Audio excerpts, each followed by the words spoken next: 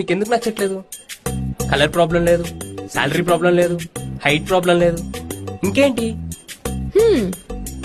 But నాకు కొన్ని expectations ఉన్నాయి. యా చెప్పండి. పెళ్ళయ్యాక మీ పేరెంట్స్ మనతో ఉండకూడదు. I need privacy. నీ ఫ్రెండ్స్ ని రిలేటివ్స్ ని ఇంటికి తీసుకురాకూడదు. Okay. I hate people. Week అంతా నువ్వే కుక్ చేయాలి. వీకెండ్స్ లో మాత్రం మీరు చేస్తారా? కాదు, నన్ను బయటకు తీసుకెళ్ళాలి.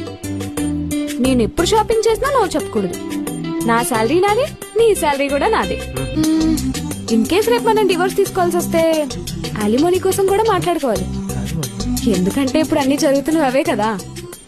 రేపు పొద్దున్న పెళ్ళయ్యాక నీకు నాకు పెద్ద పెద్ద గొడవలయ్యి ప్రాబ్లం అయిపోతే, అంటే పెళ్లి చూపుల్లోనే అన్ని మాట్లాడుకుంటే బెటర్ కదా అని నా ఫీలింగ్.